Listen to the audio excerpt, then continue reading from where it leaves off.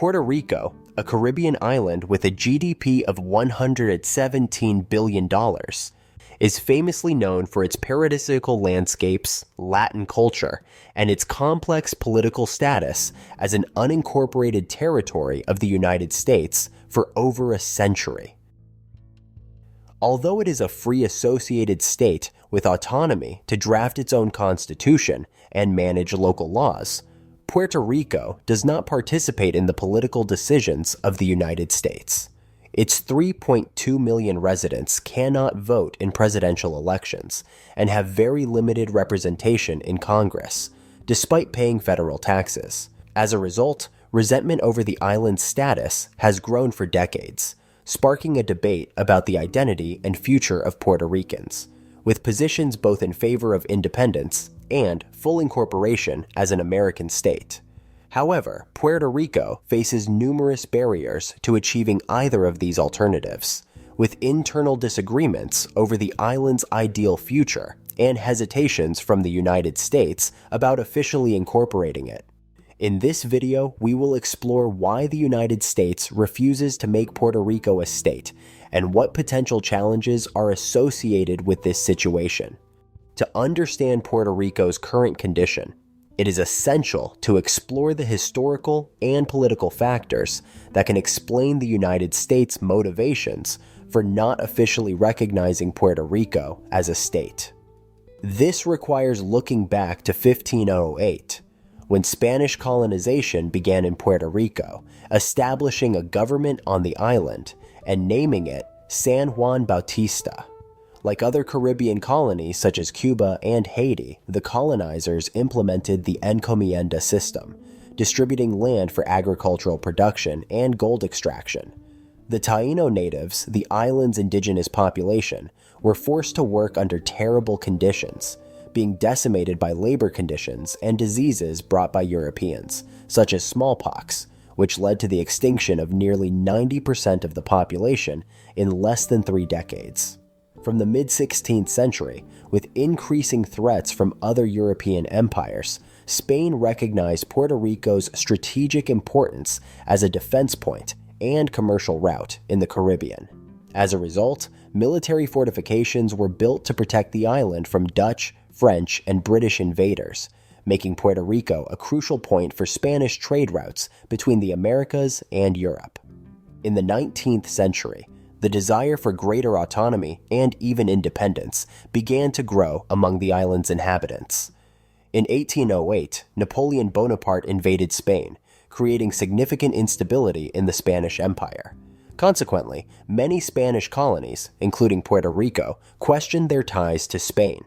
However, Puerto Rico decided to remain loyal to the empire, which later rewarded the island with political and commercial concessions. However, over time, dissatisfaction with Spanish rule, centuries of slavery, and lack of representation grew, leading Puerto Rico to fight for autonomy. In 1887, local movements pressured for reforms, culminating in the creation of a local parliament in 1897, a step toward independence.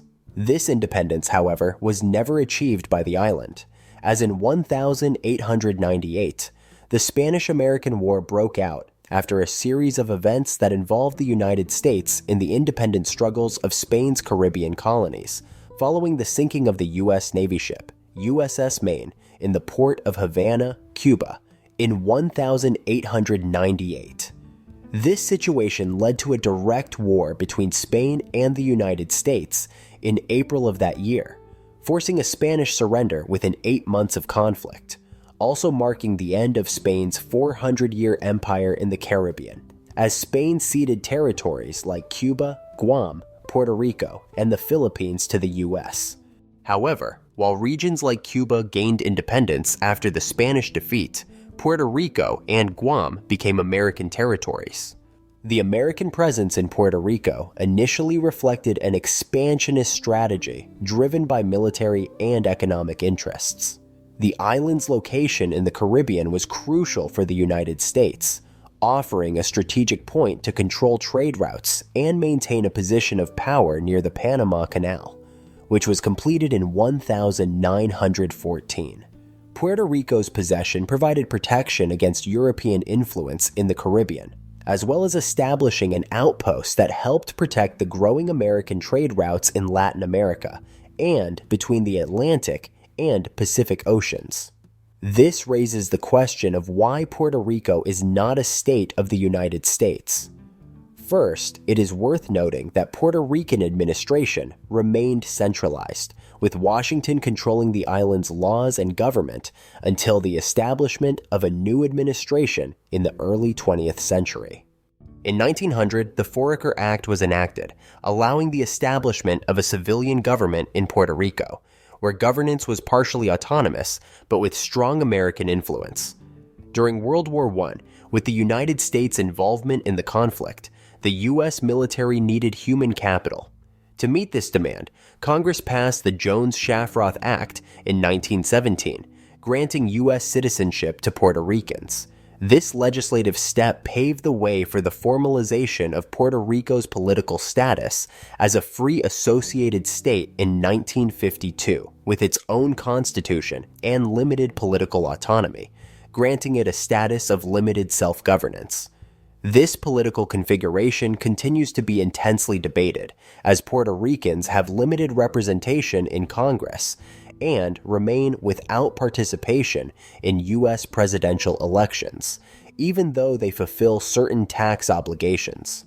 With the granting of U.S. citizenship and the associated benefits, such as the right to unrestricted movement, there has naturally been a large migration of Puerto Ricans to the United States.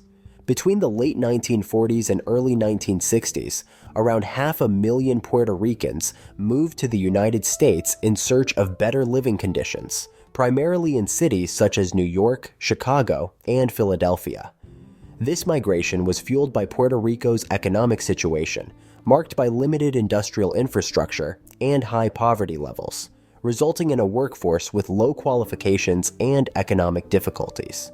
Consequently, many Puerto Rican communities in the United States face discrimination and are often marginalized, whether in the labor market, housing sector, or schools, limiting their access to well-paying jobs and forcing many to live in poor and segregated neighborhoods in the U.S.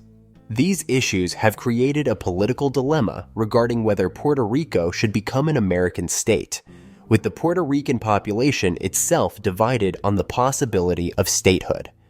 Over the past few decades, referendums have shown varying levels of support for statehood, greater autonomy as a free associated state, or even independence.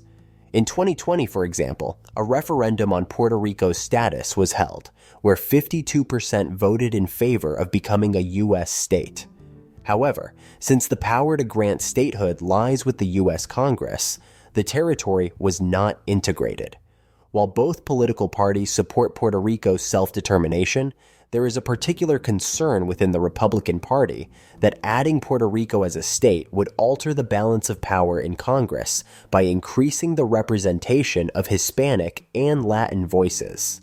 This would intensify political debates in the U.S., with the perception that the state could influence the political balance of the country, especially in favor of the Democratic Party, which has historically garnered Latino votes. At present, Puerto Rico has some autonomy, including exemptions from certain federal laws, but less so than the other states in the Union. Given that, in addition to U.S. citizenship, Puerto Rico receives funding for social assistance and health programs, including services related to Medicaid, the U.S. health program, and Social Security, as well as exemption from federal income tax for island residents.